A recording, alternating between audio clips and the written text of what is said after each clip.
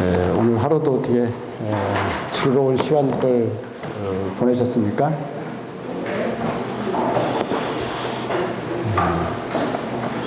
매스컴에서 늘 듣던 그 산천어, 오늘 여기 와서 처음에는 뭔지도 모르고 먹었는데 먹다 보니까 그 산천어라고 그래가지고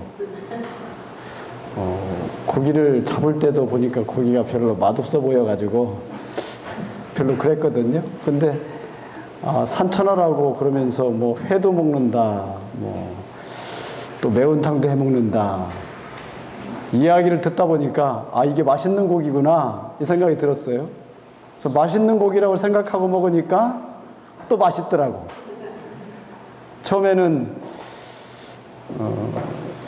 그 맛없는 고기 같이 생겨가지고 제가 보기에 참 사람의 생각이 어떤가 하는 생각을 해봤습니다. 사람은 자기 마음의 생각이 어떠함에 따라서 어떤 것이 좋게도 여겨지고 또 맛있게도 느껴지고, 또 어떤 경우는 자기 생각이 영 아닐 때는 아무리 좋은 것이라 할지라도 그 가치를 모르고 사는 것이 우리들의 인생들이 아닌가, 연약한 인생들이 아닌가 생각이 들어집니다. 오늘 이제 두 번째 날 이 하나님의 말씀을 통해서 우리가 누구이며 또 정말 그 하나님의 사랑이 어떠함을 깨닫는 놀라운 시간이 여러분에게 있게 되시기를 바랍니다. 먼저 하나님 말씀을 보시겠습니다. 열왕기하 5장 말씀, 구약성경 567페이지 열왕기하 5장 1절부터 제가 읽겠습니다. 아람 왕의 군대장관 나아만은 그 주인 앞에서 크고 존귀한 자니 이는 여호와께서 전에 저로 아람을 구원하게 하셨습니다. 저는 큰 용사나 문둥병자더라. 전에 아람 사람이 떼를 지어 나가서 이스라엘 땅에서 작은 계집 아이 하나를 사로잡음에 저가 나아만의 아내에게 수종들더니 그 주모에게 이르되 우리 주인이 사마리아에 계신 선지자 앞에 계셨으면 좋겠나이다. 저가 그 문둥병을 고치리이다. 나아만이 들어가서 그 주인에게 고하여 가로되 이스라엘 땅에서 온 계집 아이의 말이 이러이러하도이다. 아람 왕이 가로되 갈지어다. 이제 내가 이스라엘 왕에게 그를 보내리라. 나아만이 곧 떠날 때에 은 10달란트와 금 6,000개와 의복 10벌을 가지고 가서 이스라엘 왕에게 그거를 전하니 일렀으되 내가 내 신하 나아만을 당신에게 보내오니 이 글이 당신에게 이르거든 당신은 그 문둥병을 고쳐주소서 하였더라. 이스라엘 왕이 그 글을 읽고 자기 옷을 찢으며 가로되 내가 어찌 하나님의 간데 능히 사람을 죽이며 살릴 수 있으랴. 저가 어찌하여 사람을 내게 보내어 그 문둥병을 고치라 하느냐. 너희는 깊이 생각하고 저 왕이 틈을 따서 나로 더불어 시비하려 함인 줄 알라 하니라. 하나님의 사람 엘리사가 이스라엘 왕이 자기 옷을 찢었담을 듣고 왕에게 보내어 가로되 왕이 어찌하여 옷을 찢었나이까. 그 사람을 내게로 오게 하소서. 저가 이스라엘 중에 선자가 있는 줄을 알리이다. 나아만이 이의 말들과 병거들을 거느리고 이르러 엘리사의 집문에 서니 엘리사가 사자를 저에게 보내어 가로되 너는 가서 저 요단강에 몸을 7번 씻으라. 한번 따라하겠습니다. 너는 가서 요단강에 몸을 7번 씻으라. 내 살이 여전하여 깨끗하리라. 17절 나아만이 노하여 물러가며 가로되 내 생각에는 저가 내게로 나와 서서 그 하나님 여호와 이름을 부르고 당초에 손을 흔들어 문둥병을 고칠까 하였도다. 여기도 따라하겠습니다. 내 생각에는 저가 내게로 나와 서서 그 하나님의 여호와 이름을 부르며 당초에 손을 흔들어 문둥병을 고칠까 하였도다. 다메섹강 아나바와 바르바른 이스라엘 모든 강물보다 낫지 아니하냐? 내가 거기서 몸을 씻으면 깨끗하게 되지 아니하랴 하고 몸을 돌이켜 분한 모양으로 떠나니 그 종들이 나와 말하여 가로되 내 아버지여 선지자 당신을 명하여 큰 일을 행하라 하였다면 행치 아니하였으리까? 하물며 당신에게 이르기를 씻어 깨끗하게 하라 함이리이까? 나만이 이에 내려가서 하나님의 사람의 말씀대로 요단강에 7번 몸을 잠그니 그 살이 여전하여 어린아이 살 같아서 깨끗하게 되었더라. 오늘 여기 있는 말씀들을 통해서 나만이 문둥병을 낫게 되는 이런 부분들을 통해서 말씀을 드리도록 하겠습니다. 여기 접어놓으시고 요한복음 3장 말씀 다시 보겠습니다. 요한복음 3장 16절부터 18절까지 같이 읽겠습니다. 시작. 하나님이 세상을 이처럼 사랑하사 독생자를 주셨으니 이는 저를 믿는 자마다 멸망치 않고 영생을 얻게 하려 하심이니라. 하나님이 그 아들을 세상에 보내신 것은 세상을 심판하려 하심이 아니요 저로 말미암아 세상이 구원을 받게 하려 하심이라. 저를 믿는 자는 심판을 받지 아니하는 것이요 믿지 아니한 자는 하나님의 독생자 이름을 믿지 아니하므로 벌써 심판을 받은 것이니라. 여기도 접어놓으시고 창세기 1장 보시겠습니다.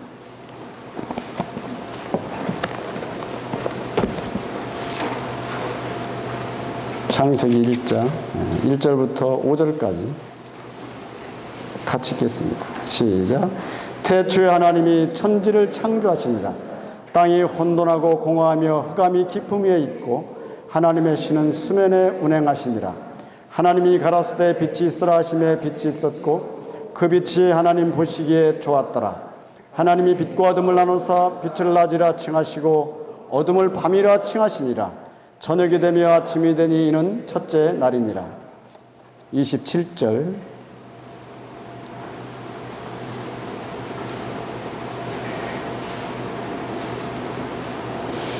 하나님이 자기 형상 곧 하나님의 형상대로 사람을 창조하시되 남자와 여자를 창조하시고 2장 7절입니다. 2장 7절 8절 같이 읽겠습니다. 시작. 여호와 하나님이 흙으로 사람을 지으시고 생기를 그 코에 불어넣으시니 사람이 생명이 된지라. 여호와 하나님이 동방의 에덴에 동산을 창설하시고 그 지으신 사람을 거기 두시고 15절부터 18절까지 17절까지 다 같이 읽겠습니다. 시작. 여호와 하나님이 그 사람을 이끌어 에덴 동산에 두사 그것을 다스리며 지키게 하시고 여호와 하나님이 그 사람에게 명하여 가라사대 동산 각종 나무의 실과는 내가 이무려 먹되 선악을 알게 하는 나무의 실과는 먹지 말라. 내가 먹는 날에는 정령 죽으리라 하시니라. 우리 인간들이 그 하나님에 대한 생각 세 가지로 우리가 생각해 볼 수 있다고 생각합니다. 첫 번째는 그 하나님은 없다고 생각하는 사람들이 많습니다. 왜냐하면 그 어둠이 그 영적인 눈을 가리워졌기 때문에 하나님은 없다 이렇게 스스로가 그 마음에 이르기를 하나님이 없다 하도다 말한 대로 그 하나님 없다고 생각하는 사람들이 있습니다. 옛날 그 철학자 니체는 그래서 신은 죽었다 이렇게 이야기했습니다. 또 두 번째로 어떤 사람들은 그렇게 생각합니다. 하나님이 있는지 없는지 잘 모르겠다. 그래서 한 번 죽는 것은 하나님이 정하신 사람에게 정하신 것이요 그 후에는 심판이 있다 했는데 그런 말씀을 이야기하면 글쎄 죽어봐야 알지 뭐 어떻게 그걸 알 수 있느냐. 그래서 있는지 없는지 잘 모르겠다 하는 것이 많은 사람들의 생각입니다. 세 번째로 하나님은 살아계시고 만물을 창조하신 창조주이시다. 그래서 이제 그 하나님을 믿는 많은 사람들이 있습니다. 히브리서 11장 1절에 보면 그래서 믿음은 바라는 것들의 실상이요 보지 못하는 것들의 증거다고 말씀하십니다. 믿음은 바라는 것들의 실상이다. 그 믿음이라고 하는 것은 어쩌면 사람의 마음 속에는 이 믿음이 없는 것입니다. 그러나 하나님께로부터 우리 가운데 이제 만물을 통해서 하나님을 우리에게 계시되는 것과 또한 우리 양심 속에 계시되는 그런 하나님을 통해서 또 살아계신 하나님의 말씀을 통해서 하나님이 계시다 이렇게 이제 깨닫는 사람들이 있습니다. 이 믿음은 바라는 것들의 실상이라고 하는 이 실상이라고 하는 것은 어떤 실체, 객관적인 실체를 통해서 이제 우리 마음 속에 정말 하나님이 살아계시다. 또 그 하나님이 나와 여러분을 구원해 주신 메시아 되신 바로 예수 그리스도시다. 이렇게 깨닫는 사람들이 있다고 하는 것입니다. 원래 이 실상이라고 하는 것은 그 히포스타시스라는 그 헬라의 말인데 아래로부터 그 기초로부터 우리를 받쳐준다는 뜻입니다. 예수 그리스도, 역사 가운데 나타나신 예수 그리스도, 이분은 많은 사람들이 다 알고 있는 이름입니다. 그는 기독교의 창시자로 알고 있습니다. 초등학교만 다녔으면 다 누구든지 예수라는 이름을 다 들어본 경험들이 있는 것입니다. 그러나 중요한 것은 이 예수 그리스도가 나의 참된 메시아이시며 나의 구원자이시다.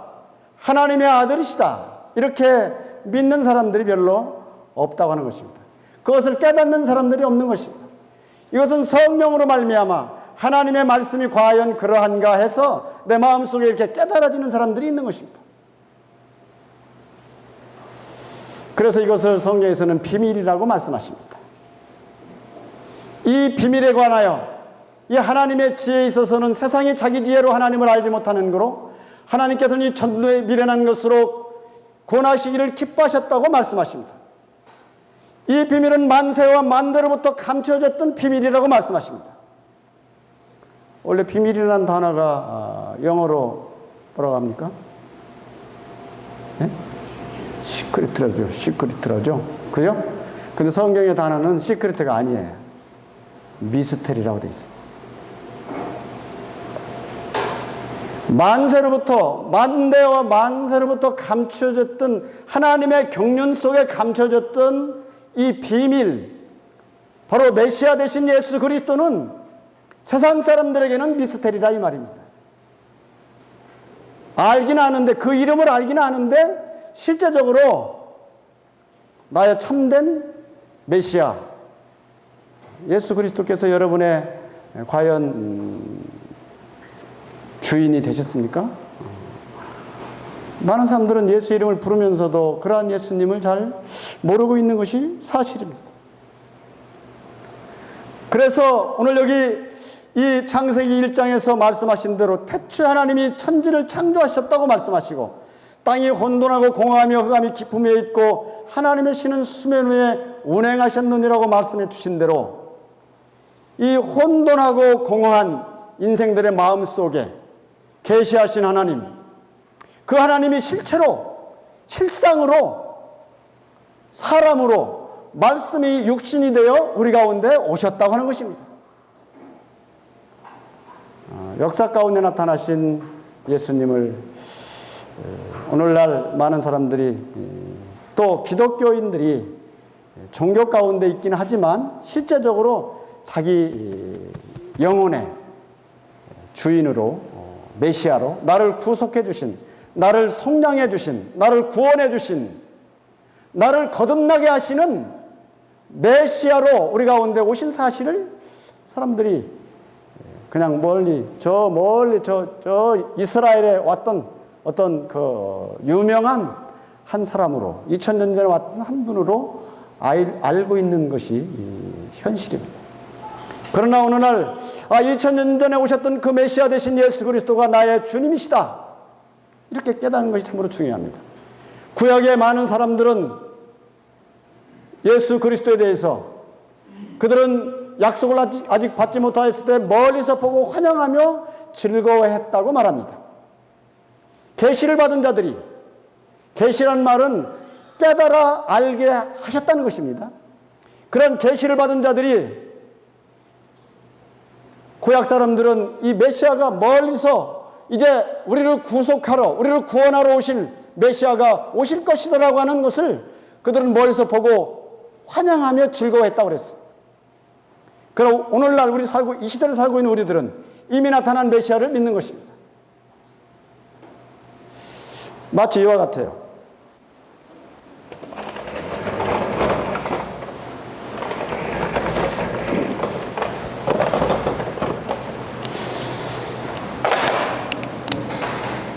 우리가 시간의 역사를 이렇게 그 한 선상에 그려본다면 창조 때부터 시작해서 예수 그리스도, 그리고 이제 여기를 우리가 구약 시대라고 말합니다. 신약 시대. 이 구약 시대 사람들은 이 아브라함도 멀리서 보았고, 또 모세도 멀리서 보았고, 또 노아도 멀리서 보았고, 이 사람들은 멀리서 보고 환영하며 메시아가 오셔서 우리 영혼을 구원하실 것이다, 나를 구원해 주시고 하나님을 잃어버린 모든 인생들을 하나님이 구속해 주실 것이다 라고 하는 것을 멀리서 보고 환영하며 즐거워했다고 말씀하십니다. 아직은 실체가 나타나지 않았던 것입니다. 히브리서 11장 1절에 있는 말씀과 같이 믿음은 바라는 것들의 실상이라고 말씀하십니다. 내가 소망 가운데 바라보는 그 실상, 실체가 아직 나타나지 않았다는 것입니다. 그래서 희미했어요. 이거 희미했어요. 오늘날은 우리는 2000년 전에 나타나신 메시아를 보는 것입니다. 우리 역사 가운데 요한복음 1장 14절에 있는 말씀과 같이 말씀이 육신이 되어 우리 가운데 거하시며 우리가 그 영광을 보니 아버지의 독생자의 영광이요 은혜와 진리가 충만하더라. 말씀이 육신이 되어 우리 가운데 오신, 말씀이 육신이 되어 우리 가운데 오셨다는 것은 이 어떤 사람의 모습으로, 인간의 모습으로, 사람의 모습으로 오셨는데, 참 예수님이 이 땅에 태어나신 것만도 참 신기합니다. 예수 그리스도는 하나님이십니다. 아들 되신 하나님이 성육신하셨다고 그랬는데, 마리아의 태를 빌려서 이 땅에 오신 예수 그리스도, 사람의 여인의 그 처녀의 몸을 빌어서 이 땅에 오신 아기 예수로 오신 예수 그리스도, 이것은 신비입니다. 이것은 비밀인 것입니다. 어떻게 하나님이 처녀의 몸에 들어가서 똑같은 우리와 같은 어린아이로 태어나서, 아기로 태어나서 자라서 이것은 하나님 안에 감춰졌던 비밀이라 이 말입니다. 사람의 머리로, 사람의 생각으로 이해할 수 있는 사안이 아닙니다. 믿음이라고 하는 것은 이해되는 것이 아닙니다. 내 생각으로 되는 것이 아닙니다. 하나님의 성령으로 말미암아. 그래서 니고데모가 예수님 앞에 와서 질문을 던질 때 주님께서 말씀하신 것입니다. 네가 거듭나야 하겠다. 네가 거듭나지 아니하면 하나님 나라를 볼 수 없느니라. 왜 근데 니고데모한테는 거듭나야 된다고 말씀하셨을까요? 왜 다시 태어나야 된다고 말씀하셨을까요? 니고데모가 왜 수가성 여인한테는 선물을 말씀하셨는데, 네가 하나님의 선물과 생수를 말씀하셨는데, 이 니고데모에게는 네가 거듭나야 되겠다 말씀하셨어요. 그 이유가 있는 것입니다. 수가성 여인은 이 남편 문제에 붙들려 있었기 때문에 남편을 데려오라고 말씀하시고, 이 니고데모에게는 그는 혈통주의입니다. 자기 조상이 아브라함이라고 생각하는 사람입니다. 나는 날 때부터 하나님의 자손으로 태어났다고 생각하는 사람입니다. 요즘 교회 나가 많은 사람들 당신 정말 거듭났습니까? 예수 정말 믿습니까? 물어보면 믿는다면 네 그러면 될 텐데, 그게 아니라 저는 모태신앙인데요. 이런 사람도 있잖아요. 모태신앙인데요. 이 모태신앙인데요, 이 사람이 바로 혈통주의입니다. 니고데모는 자기 조상적부터, 그는 바리새인 중에 바리새인입니다. 이스라엘의 선생입니다. 그는 성경을 연구하는 사람입니다. 그럼에도 불구하고 예수 그리스도는 그의 눈에, 그의 영적인 눈에 가려진 미스터리였기 때문에 예수님이 말씀하신 거예요. 네가 거듭나야 되겠다. 네 조상이 아브라함이라고 생각지 말라. 너는 다시 태어나지 아니하면 네가 나를 알아볼 수 없다, 이 말입니다. 오늘날 참된 예수 그리스도를 믿고 구원받는 것은 내가 알고 있는 그런 지식을 통해서 구원받는 것이 아닙니다. 바로 메시아 되신 예수 그리스도가 주의 성령의 감동을 통해서 이분이야말로 참으로 우리 인생의 내 영혼의 메시아시다 라고 하는 것을 깨닫는 것이 중요합니다. 오늘 여기 말씀과 같이 그러한 메시아 되신 예수 그리스도를 사람들이 알지 못하고 자기 마음대로 생각하는 많은 사람들이 있는 것입니다. 그래서 이 하나님의 진노가 모든 인생들에게 임하는 것입니다. 하나님의 진노가 불의로 진리를 막는 모든 사람들의 경건치 않음과 불의에 대하여 하늘로부터 쫓아 나타나니 이는 하나님을 알만한 것이 저희 속에 보인다고 말씀하십니다.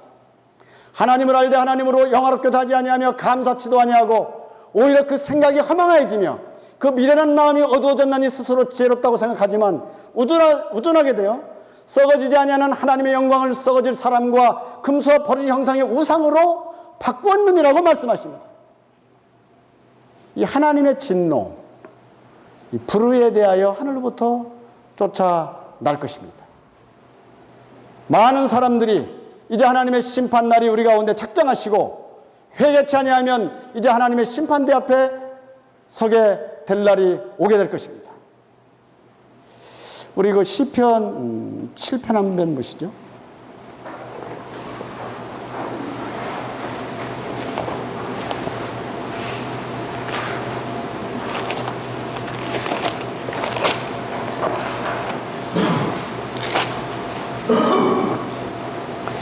시편 7편 11절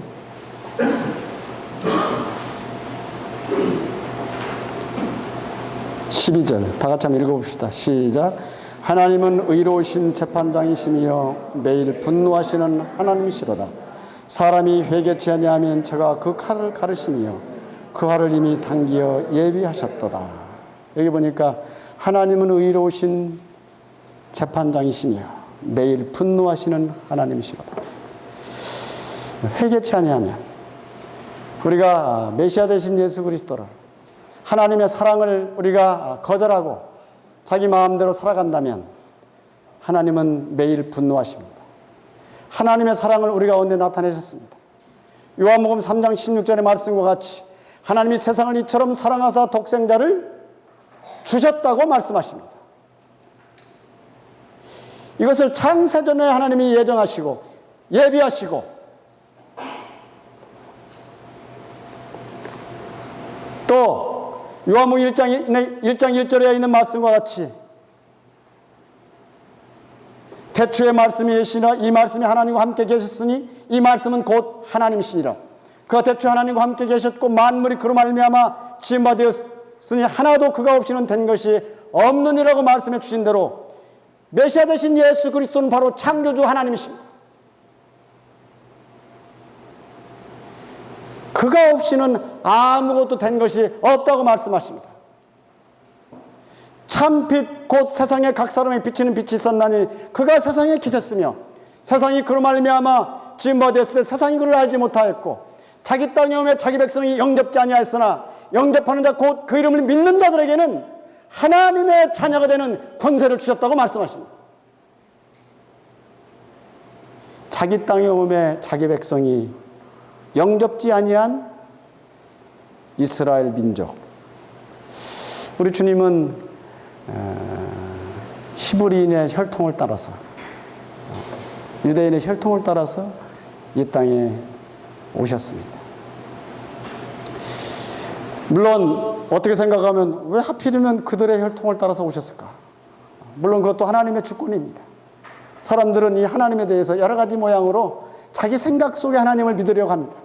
그러나 성경에서 나타나는 그 하나님, 저는 이 말씀이 육신이 되어 오신 예수 그리스도를 참 생각해 볼 때 참 이것은 곰곰이 생각해 보면 볼수록 더욱 신비한 일입니다.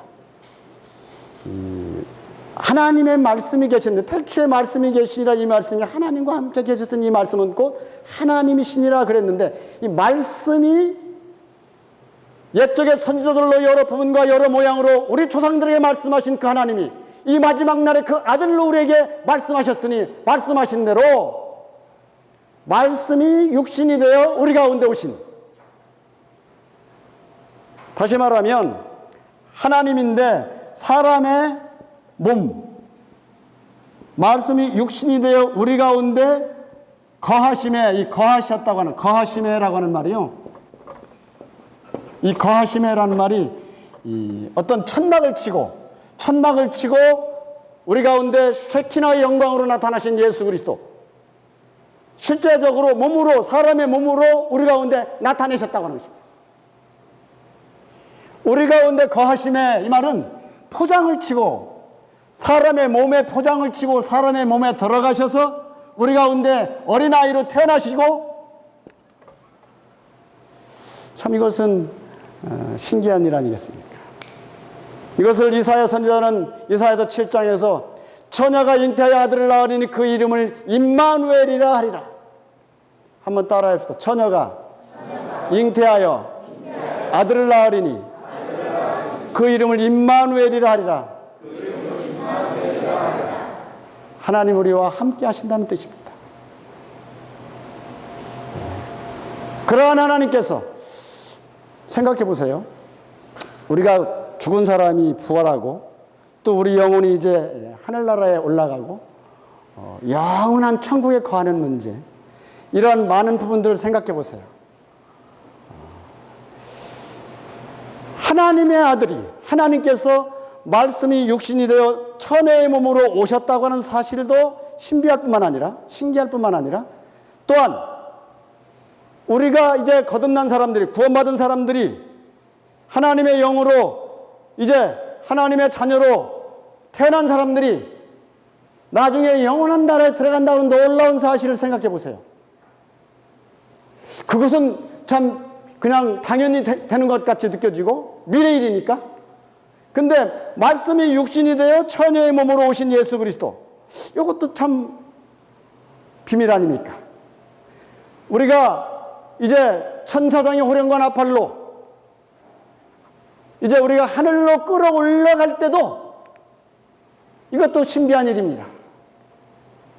그래서 이 구원받았다고 하는 것, 우리가 이제 하나님의 자녀가 됐다고 하는 것, 거듭났다고 하는 것, 나는 이제 의로운 사람이 되었다고 하는 것, 사실은 성경에서는 의인이 하나도 없다고 말합니다. 의인은 없나니 하나도 없으며 깨닫는 자도 없다고 말씀하십니다. 그럼에도 불구하고 또한 의롭다고 말씀하십니다. 말씀이 참 충돌을 일으키죠. 그죠? 충돌을 일으킵니다. 왜냐하면 말씀은 다 짝이 있지만 어디에서는 너는 다 모든 사람이 죄인이라고 말했다가 어떤 사람은 의롭다고 얘기하십니다. 죄 없다고 말씀하십니다. 깨끗하다고 말씀하십니다. 거룩하다고 말씀하십니다. 이런 놀라운 사실들을 우리가 하나님 말씀 속에서 어떤 사람에게는 모든 사람이 다 죄인이고 모든 사람이 다 거짓말쟁이고 사람은 다 거짓되되 오직 하나님은 참되시다 할지어다 말씀하신 대로 다 이 죄인이며 거짓된 인생들이라고 말씀하시고 반면에 우리를 의롭다 이렇게 말씀하십니다. 이 성도란 말, 참 성도란 말도 참 놀라운 말입니다. 성도란 말은 무슨 뜻입니까? 거룩한 사람들이란 뜻이죠. 거룩한 사람들. 근데 실제적으로 우리는 삶이 거룩합니까? 거룩하지 못합니까? 거룩하지 못하죠? 맨날 그냥 입만 벌리면 그냥 쓴물을 냈다가 단물을 냈다가 이러잖아. 우리 인생들이 다 그렇습니다. 죄투성입니다. 그럼에도 불구하고 구원받은 사람들, 거듭난 사람들에 대해서는 성도라고 말씀하십니다. 그 마음속에 예수 그리스도를 모신 사람들에 대해서는 성도라고 말씀하십니다. 성도란 말은요, 그 뜻은 이런 뜻입니다. 사실은 구별해서 세웠다는 뜻입니다. 구별해서 세웠다는 뜻입니다. 뭘로? 예수 그리스도의 저 갈보리 십자가의 피로 우리를 깨끗게 하시고 구별해서 너는 이제 성도다. 너는 이제 거룩하다. 너는 의롭다. 이렇게 하나님의 말씀으로 우리를 세우셨다는 뜻입니다. 구별했다는 뜻입니다. 마치 요한복음 3장 18절에 있는 말씀과 같이 예수를 믿는 자는 심판을 받지 않는 것이요 라고 하는 말씀과 같이 예수 그리스도를 마음에 영접한 자들은 하나님께서 구별하신 것입니다. 심판의 대열에서 이렇게 따로 구별했다 이 말입니다. 마치 이스라엘 민족을 저 애굽 땅에 거하게 한다 할지라도 고센 땅에 구별해서 그들을 살게 하셨던 것처럼, 왜냐하면 약속의 민족이었기 때문에 하나님 구별하셨어요. 이와 같이 오늘날 우리가 이 땅을 살아간다 할지라도 예수님의 십자가의 피로 나를 구속하신 하나님의 놀라우신 은혜에 우리가 하나님 앞에 생각해 볼 필요가 있겠다는 것입니다. 그래서 오늘 이제 열왕기하 5장 말씀을 통해서 우리가 어떻게 하나님 앞에 깨끗함을 입으며 구별될 수 있겠는가, 의인이 될 수 있겠느냐라고 하는 사실을 오늘 이 말씀을 통해서 좀 더 깊이 있게 살펴보기를 원하는 것입니다. 여기 보면 열왕기하 5장 1절 다 같이 한번 읽어봅시다. 시작. 아람 왕의 군대장관 나아만은 그 주인 앞에서 크고 존귀한 자니 이는 여호와께서 전에 저로 아람을 구원하게 하셨습니다. 저는 큰 용사나 문둥병자더라. 물론 이 대목을 열왕기하에 있는 말씀을 읽다 보면 옛날에 저 아람이라고 하는 나라에 한 사람이 있었는데 이 사람이 나아만이라는 사람인데 문둥병이 걸렸는데 그가 요단강에서 7번 씻고 나서 나섰다. 이런 문둥병에 대해서 우리는 다 알고 있습니다. 마치 무슨 동화 속에 나오는 이야기 같습니다. 성경은 이러한 한 사건들을, 물론 실제적으로 있었던 사건을 기록하고 있지만 이런 사건이 아니더라도 세상에 많은 사건들이 많습니다. 신비로운 사건도 많이 있습니다만, 그러나 여기에 나타난 이 나아만이란 뜻은 원래 은혜롭다는 뜻입니다. 이 나아만이란 사람이 문둥병이 들었는데, 이 문둥병은 성경에서 말할 때 죄인된 인생을 말하고 있습니다. 죄인된 인생. 도저히 고칠 수 없는 그러한 죄인된 그 인생을 우리 가운데 말씀하고 있는 것입니다. 그러나 이 나아만이 그는 그 삶에 있어서 세상적으로 보면 출세한 사람입니다. 그는 장군으로서 전쟁에 나가면 항상 승리를 하고, 저는 그것도 요즘 때때로 그런 생각이 가끔 들어요. 역사 가운데 인물들 속에 인물들이 보면은 대체적으로 영웅들 얘기하는데 영웅들이 보면 반대편에서 보면 살인자들입니다. 안 그래요? 전쟁터에서 많은 사람을 죽이고 승리한 이런 사람들 보면 다 살인자들이요. 그렇잖아. 반대로 생각해 보면.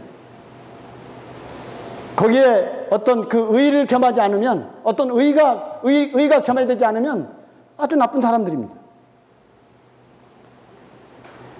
여기 보면 나아만이 어쩌면 많은 사람을 죽이고 세상에서 그래도 출세했다고 하는 명예를 얻은 사람이었다는 것입니다.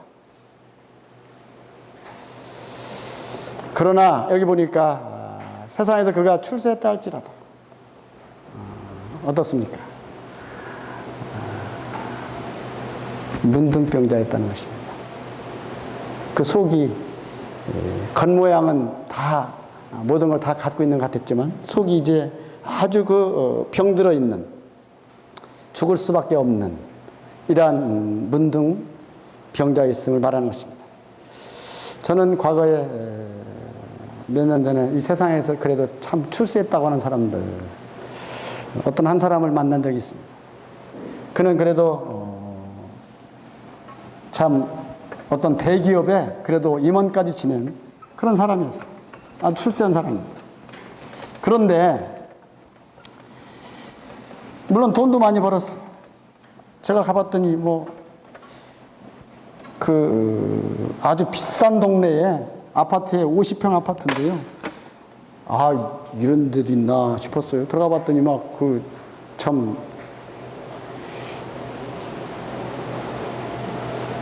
근데 이 양반이 보니까 저 같은 사람을 그냥 평상시에 만날 사람이 아니죠. 근데 죽을 병이 걸렸으니까 그지 가족들이 저한테 이야기를 하는 바람에 우리 가족 중에 이런 분이 계신데 좀 만나서 좀 교제 좀 해달라 부탁을 했어요. 그래서 기도 가운데 있다가 왜냐하면 이 양반이요 세상적으로 지식도 많고 저보다 훨씬 똑똑한 사람이요 머리도 좋더라고. 이야기하는데요 하나님은 IQ가 무한대인데 IQ가 150도 안 되는 사람이 어쩐다 이런 말을 막 했었더라고. 그래서 이 양반이 IQ가 150은 안 되던 145는 되나 보다 내 속으로 얼른 알아들었지. 그걸 자랑하고 싶은 거예요. 그래서 아이고 대단하십니다. 머리가 되게 좋으신가 봐요. 이제 내가 그랬지. 그랬더니 이 양반이 속이 뿌듯하신가 봐. 차마 내가 그렇게 IQ가 좋다 소리 못하고 IQ가 무한대인 하나님을 인간의 IQ가 150 된다는 인간이 어떻게 하나님 앞에 대들 수 있겠느냐 막 이런 말을 막 했었더라고. 자기는 대들었다면서 말씀 얘기면 막 대들어요. 응? 그래서 그러냐고 사실 말씀 전하면서요 그 사람이 30분 얘기하면 나는 5분밖에 얘기 안 했어. 그런 사람한테는 막 이제 폭발적으로 얘기하기 때문에 다 들어줘야 돼. 예. 이거 맞습니다. 듣다가 이제 하나씩 걸리는 것만 탁탁 체크를 해, 속으로. 체크할 때마다 그걸 그때그때 찌르면 이제 싸움밖에 안 나니까 그냥 속으로 체크만 하고 있어. 막 그러면서 행위가 없는 믿음은 죽은 거라고 하는데 그걸 어떻게 생각하십니까? 막 이러더라고. 그러래 제가 이따가 그때는 좀 대뜸 얘기를 했어요. 그럼 믿기 때문에 행하는 것입니까? 행하기 때문에 믿는 것입니까? 막 물어봤더니 이 양반이 알았다고 그러더라고. 벌써 알아들었어, 이 사람도 벌써. 말 안 해도. 무슨 뜻인지 아시죠? 예? 그러면서 제가 감기 걸렸기 때문에 기침하는 것입니까? 기침하기 때문에 감기 걸린 겁니까? 이렇게 물어봤더니 그렇잖아요. 감기 걸렸기 때문에 기침하는 거냐? 기침하기 때문에 감기 걸린 거냐? 막 반대로 막 물어봤어, 나도. 그랬더니 이제 이 양반이 알았대. 알았대. 그러면서 이제 기가 좀 꺾였어. 자기 자랑 한참 하다가. 그래가지고 이제 복음을 듣고 하나님 앞에 이게 돌아온. 사람이요, 세상에서 출세하고 명예를 얻었다 할지라도, 다시 말하면 일백 자녀를 낳고 사는 날이 많을지라도 그 낙에 족하지 못하고 천년의 갑절을 산다 할지라도 낙을 누리지 못하면 다 한 곳으로 가는 것이 아니냐. 일백 자녀를 낳고 사는 날이 많아서 장수한다 할지라도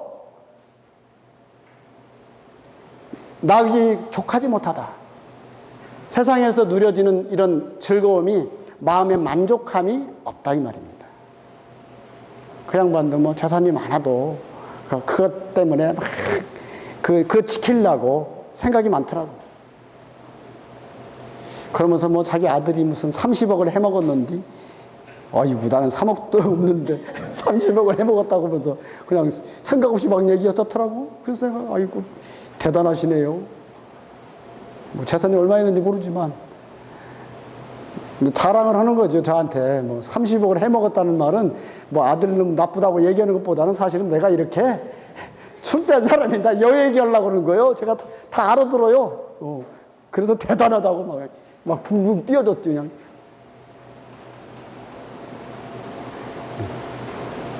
우리가 그러한 하나님을 오늘 여기 이 나만 이 사람이 세상에서 출세한 사람입니다. 그는 용사입니다. 그러나 뭐라? 문둥병자더라. 속이 썩었더라. 야, 요즘 뭐 참외 또 저 수박, 엊그제 막 저 가락시장 가지고 수박을 13,000원짜리 샀는데요. 막 이만을 막 12kg 이상 되는 거 샀어.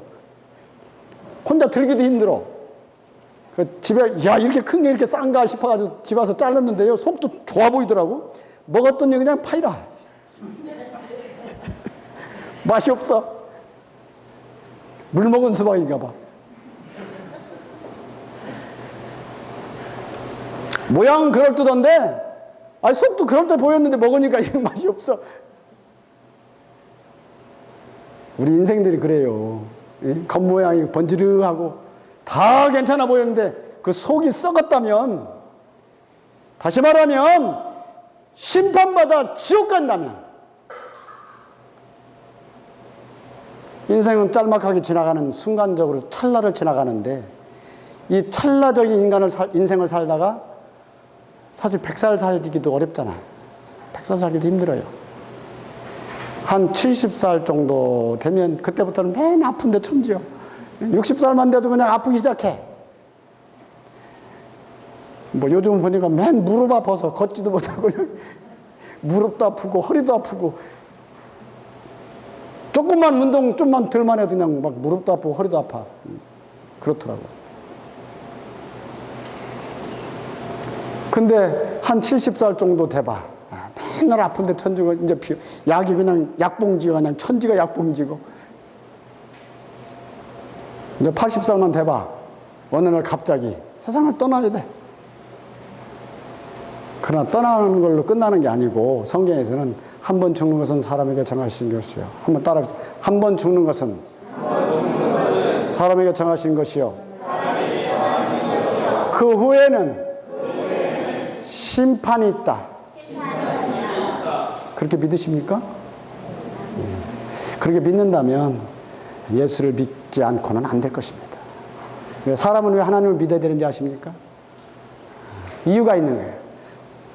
첫 번째로, 우리 인생들은 연약한 피조물이고 하나님은 창조주이시기 때문입니다.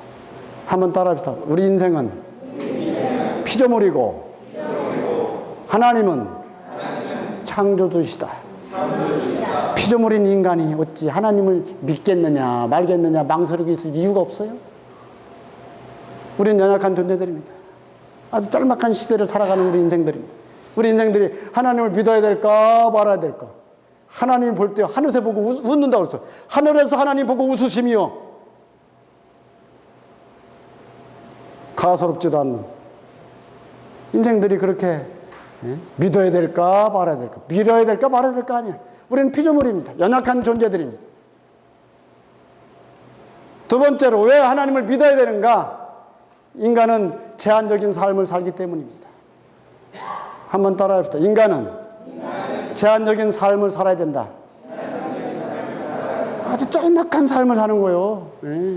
그래서 하나님을 믿어야 되는 거예요. 세 번째로, 왜 하나님을 믿어야 되는가? 죽은 뒤에는 심판이 있기 때문입니다. 한번 따라, 죽은 뒤에는 심판이 있기 때문이다. 우리가 가는 집이 있어요. 어떤 사람은 천국으로, 어떤 사람은 지옥으로. 요즘 서울에서 집값이 비싸가지고 사람들이 고민들이 많잖아요. 요즘 무슨 젊은 세대들은 삼포 시대라고 합니다. 삼포 시대가 뭔지 아시죠? 포기했다, 이 말. 세 가지를 포기했대. 예? 결혼하는 것을 포기했고, 집을 사는 것을 포기했고, 또 하나는 뭐죠? 우리 젊은 친구들. 예, 직장을 포기하고, 세 가지 포기했대. 왜냐면 직장 들어가기가 쉽지 않으니까. 삼포 시대래요. 저도 몰라, 배웠어, 젊은 사람들한테. 이러한 시대를 살아가는 우리가 지극히 짧은 시대를 살아가면서 하나님을 믿어야 될 거냐 말아야 될 거냐, 마음으로부터 결정하시기 바랍니다. 하나님을 믿는 믿음 안에서 살 것이냐, 아니면 내 마음대로 살 것이냐. 이 나만 장군이 출세했지만 문둥병자 있다 이 말이에요. 다른 사람 앞에서는 막 장군복을 입고 말 타고 앞에서 시위하고 달려다니지만 그러나 그 마음에서는 속에서 아이고 내가 문둥병자야. 참 이거 그거 안 당해본 사람 몰라요. 예? 안 당해본 사람 몰라. 다른 사람 앞에서는 그냥 에헴 하고 있지만 자기 속은 지금 막 그냥 말이 아니요 그냥 문둥병자니까. 죄인된 인생을 말한 것입니다. 근데 어느 날 자기 집에 잡아온 계집동을 통해서 이야기를 들었어요. 우리나라에 엘리사라는 선지자가 있는데 거기 가면 당신의 병이 난답디다 이렇게 얘기를 들었단 말이에요. 이게 바로 복음입니다. 전도에 미련한 것으로 구원하시기를 하나님은 기뻐하셨도다. 전도에 미련한 것입니다.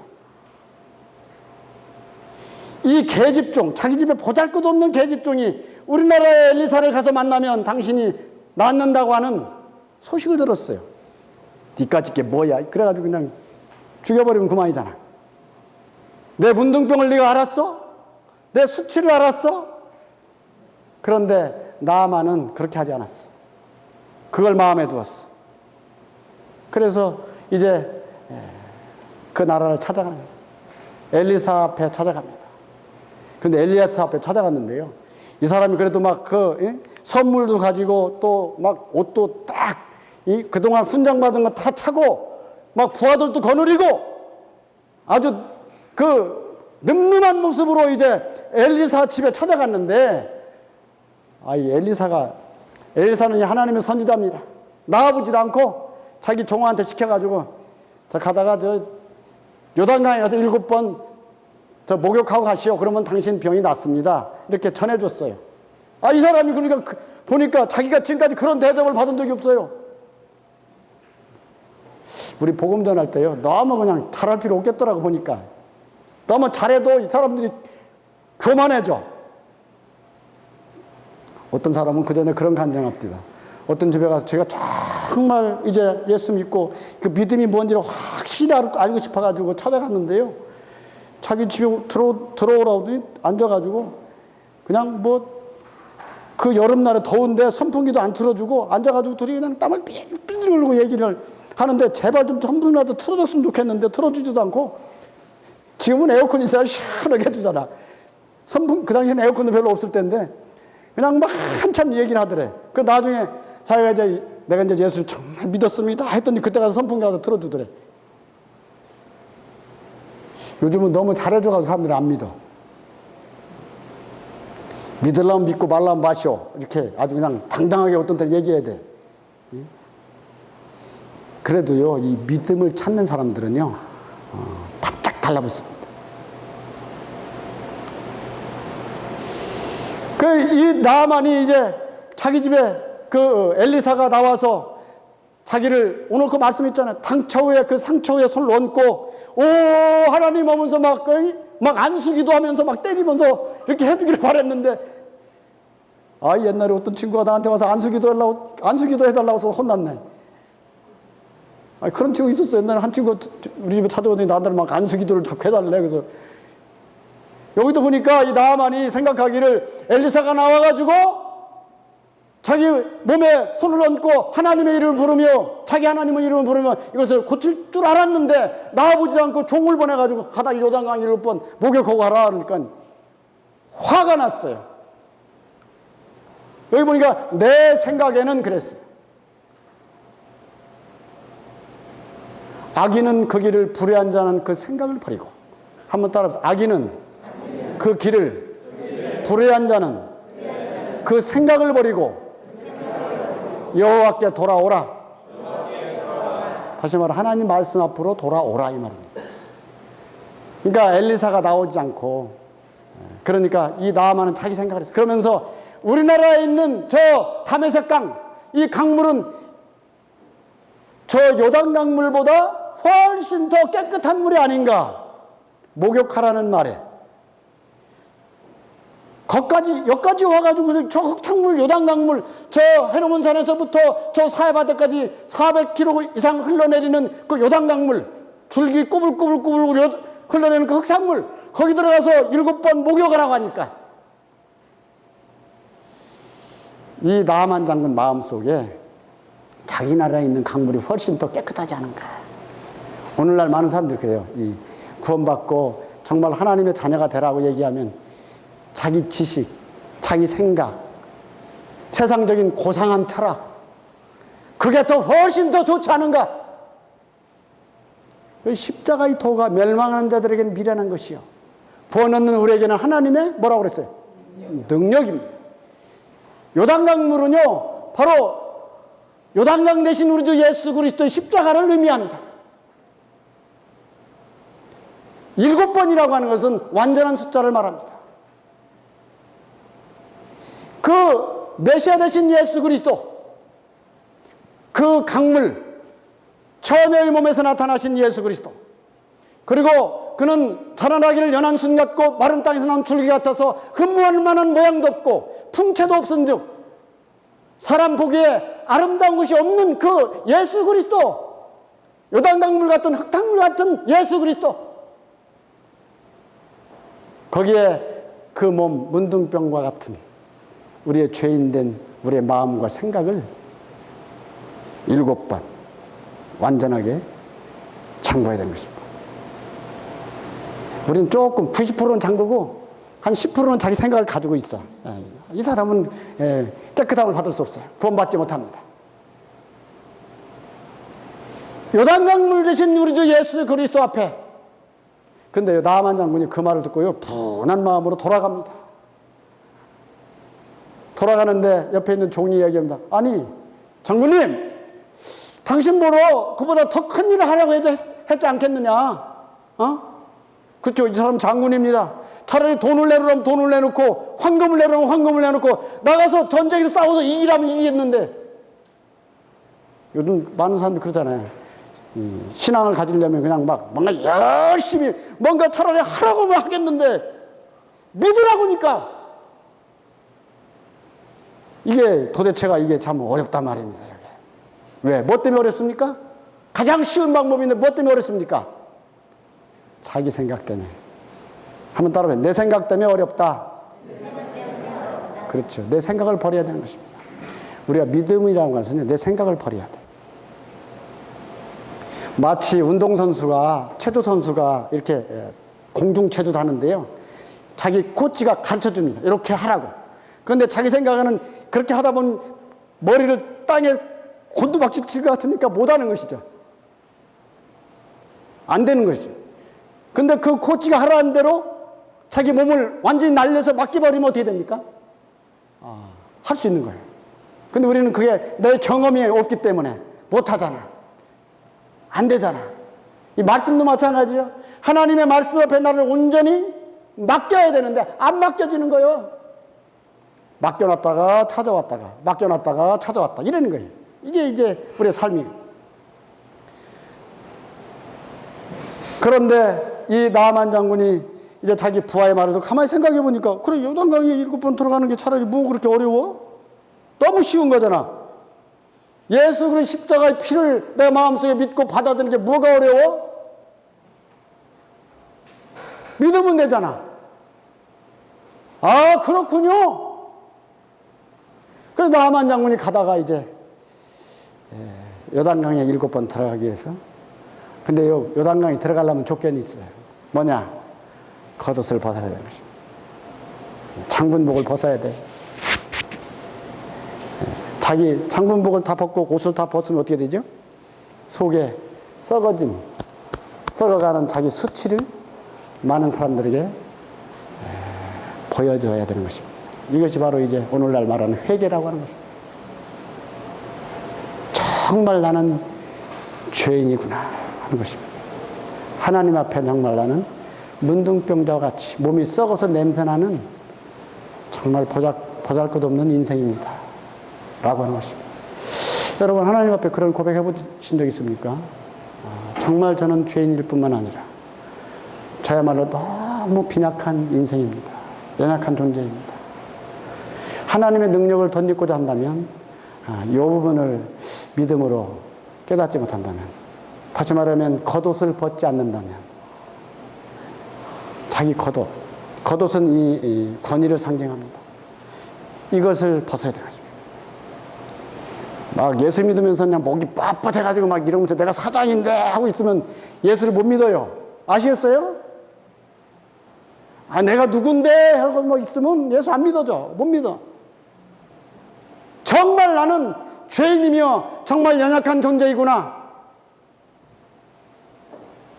하루살이에게라도 눌려 죽을 자이겠느냐. 이거 깨달아요. 하루살이에게라도 눌려 죽을 우리 인생. 요걸 마음속에 깨닫는다면 나만 장군이 이제 그 겉옷을 벗습니다. 벗고 저는 제가 살아온 것들 그동안 저도 자존심이 좀 세가지고요. 누구한테 말을 잘 못했어요. 안 했어요. 왜냐하면 누구한테 무시받기 싫어가지고 그런 말들 안 했어요. 근데 가만히 보니까요. 이게 물론 뭐 그것을 뭐 자랑 삼아서 막 하는 것도 좋지는 않겠지만 때를 따라서 어떤 때는 나의 연약함을 나타내는 것도 하나님의 은혜를 받는 비결이더라고. 그냥 잘난 척하는 게 별로 도움이 안 돼. 잘난 척하는 게 별로 도움이 안 돼. 잘난 척하는 게 바로 세상에서 말하는 노란 구더기, 흰 구더기, 검은 구더기의 자랑들이요. 하나님 보실 때는 다 구더기들이요. 다 구더기들이요. 나만 장군이 거기서 이제 그 겉옷을 벗어 던지고 요단강에 한 번 들어가도 변함이 없었어. 두 번 들어가도 변함이 없었어. 세 번 들어가도 변함이 없었어. 네 번 들어가도 변함이 없었어. 6번 들어가도 변함이 없었어. 원래 6이라는 것은 사람의 숫자이지. 7번. 하나님의 말씀은 7번이라고 말씀했어. 7번째 들어갔다 나왔는데 살이 여전해서 깨끗해졌더라. 우리 삶에 있어서 예수 그리스도의 십자가의 은혜 가운데 나의 삶을 온전히 맡기는 것입니다. 이것이 이제 그럴 때 우리 영혼이 새 생명 가운데로 거듭나는 거예요. 자, 우리 이제 히브리서 7장 말씀 보시죠.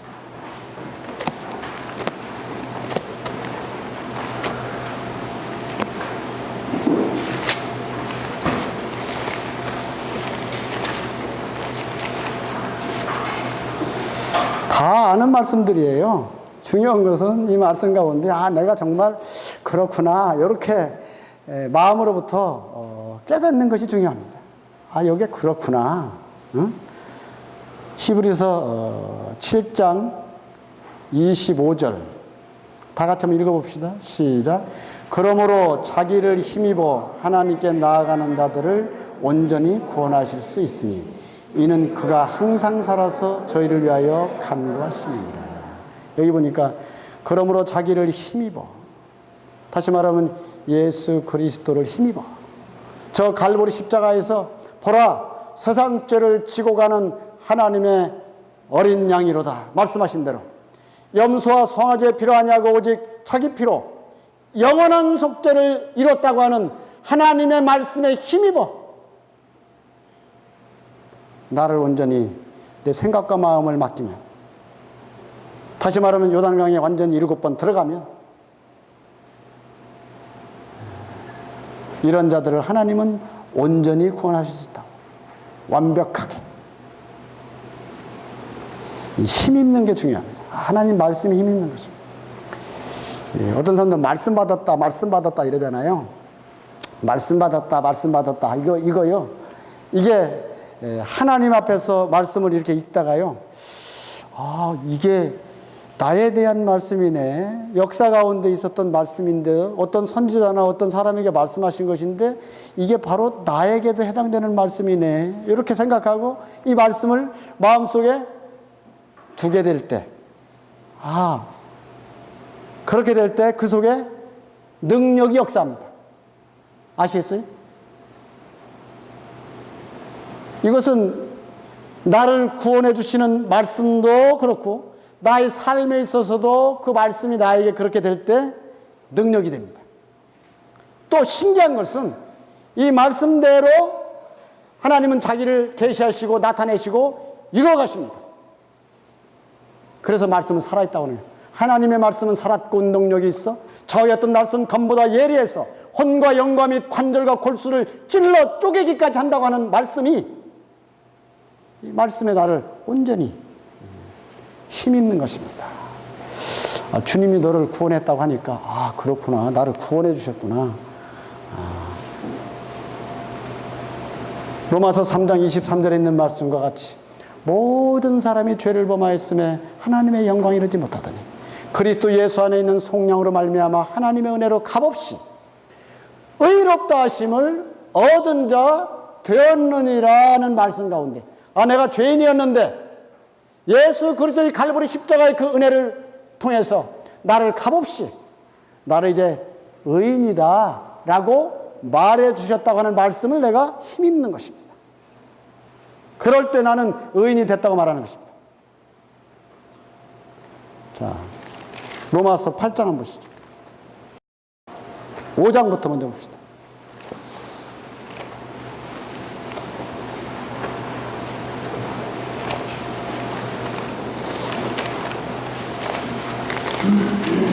(5장 1절에) 1절만 다 같이 한번 읽어봅시다. 시작. 그러므로 우리가 믿음으로 의롭다 하심을 얻었은즉 우리 주 예수 그리스도로 말미암아 하나님으로 더불어 화평을 누리자. 여기 보니까 그러므로 우리가 믿음으로 의롭다 하심을 뭐라고 그랬어요? 얻었은즉, 얻을 것이다가 아니라 얻었은즉. 이 의인이란 말은요, 의인이란 말은 한문으로 이 양양자에다가 어린 양 대신 예수 그리스도 양양자에다가 나자입니다. 내가 양의 밑에 서 있는 게 의인입니다. 아시겠어요? 갈보리 십자가에 보라 세상죄를 지고 가는 하나님의 어린 양이로다 말씀하신 대로 이 양양자 밑에, 다시 말하면 예수 그리스도, 어린 양 대신 예수 그리스도 밑에 내가 있는 사람이 의인입니다. 십자가 아래서.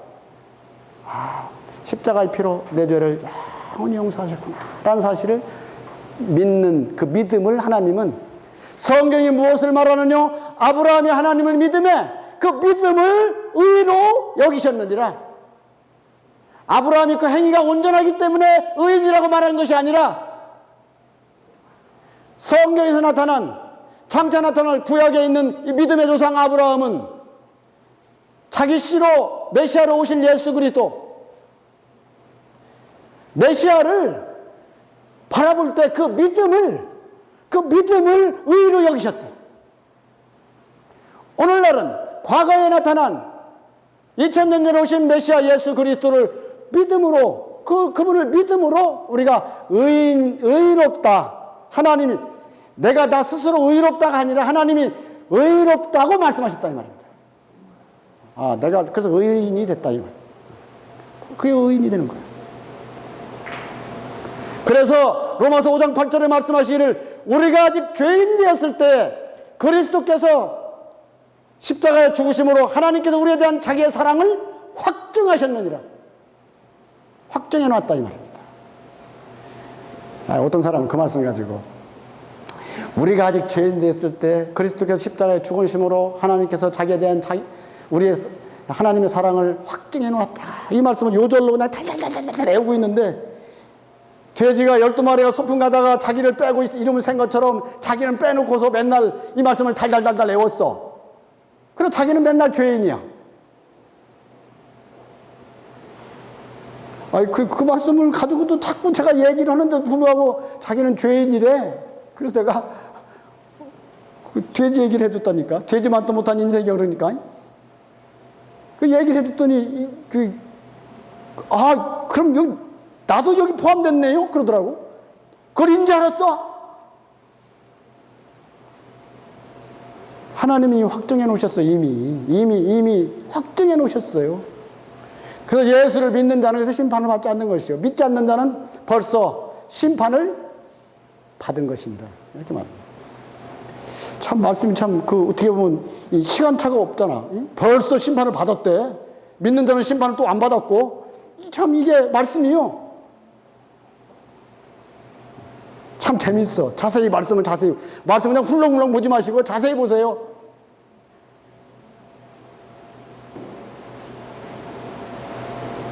그래서 우리가 하나님 안에서 예수 그리스도의 십자가의 피로.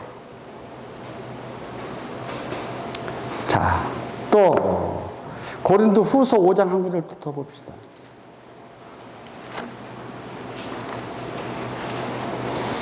말씀이 참 너무 재밌고 쉬워가지고요. 5장 19절 말씀. 다 같이 읽어보시죠. 시작. 이는 하나님께서 그리스도 안에 계시사 세상을 자기와 화목하게 하시며 저희 죄를 저에게 돌리지 아니하시고 화목하게 하는 말씀을 우리에게 부탁하셨느니라. 여기 보니까 저희의 죄를 저희에게 뭐라고 그랬어요? 돌리지 아니하시고. 아, 죄가 있기는 있는데 죄를 돌리지 않았대. 죄인이라고 말씀하지 않으셨대. 요즘 사무실에 근무하다가 사무실에 있다가 요즘은 볼일 보러 나가면 어떻게 합니까? 어떻게 하죠? 사무실에 근무하던 사람이 잠깐 밖에 볼 일이 있어. 나가면서 어떻게 합니까? 전화를 어떻게 돼? 돌려놓죠? 네? 자기 앞으로 이렇게 돌려놓잖아. 여기 오시면서 집 전화 자기한테 돌려놓고 오신 분 있습니까? 돌려놓잖아. 그러면 전화가 올 때 어떻게 와? 사무실로 전화가 오는데도 불구하고 그 전화가 누구한테 와? 돌려놓은 사람한테 가잖아. 예. 돌려놓은 사람한테 가잖아. 그죠? 그것처럼 우리 세상의 모든 인생들의 죄를 누구한테 돌려놨다? 예수 그리스도의 십자가로 돌려놨다 이 말이야. 이 사실 깨닫게 되시기 바랍니다. 내가 나를 아무리 쳐다봐도 나는 역시 죄인이야. 아무리 쳐다봐도 나는 못된 놈이야. 응? 도저히 천국에 갈 수가 없을 것 같아. 왜냐하면 허리라도 갚지 않으면 결단코 나오지 못하리라 말씀하셨고,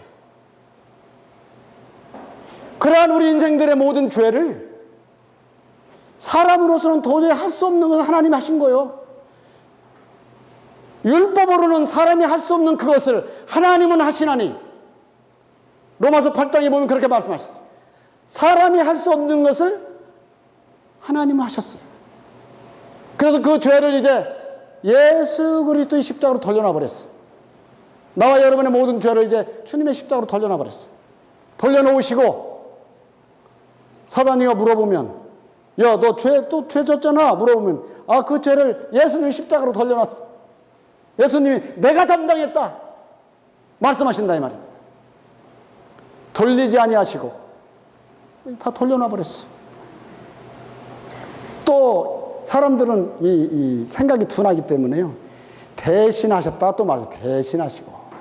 앞에 보면 그 로마서 고린도후서 5장 그 앞구절에 보면 대신하셨다는 말. 대신. 아까 저희 가서 우리 3,000원 먹었는데 누가 대신 돈을 지불했기 때문에 그냥 공짜로 먹었잖아. 다들. 그죠? 저 누가 냈는지 모르겠어. 교회에서 내셨겠지. 다들 뭐 돈 내고 먹었어요? 공짜로 먹었잖아. 너가 그 은혜를 인하여 믿음으로 말미암아 구원을 얻었나니 이것이 너에게서 난 것이 아니요 하나님의 선물이라. 이 주최 측에 오늘 3,000원 선물이었어. 다들 공짜로 잘 먹었어. 예수 믿는 건 그렇게 믿는 거예요. 아셨어요? 그렇게 믿는 거예요. 그래서 쉽다고 하는 거예요. 그 사람들은 자기가 하려니까 힘들어. 이게 내가 하려니까 안 돼야 어려워. 우리는 아무것도 할 수 없어요. 교회에서 이 봉사도 그래요. 봉사도 자기가 하려고 하니까 힘들어. 그리고 다른 사람을 판단하고 막 힘들어. 하나님이 하시는 대로 은혜로 믿음으로 해야 돼요. 시간이 다 됐기 때문에 오늘은 여기까지 하고요. 내일 또 계속해서 하나님 은혜에 대해서 계속해서 말씀을 드리겠습니다. 감사합니다.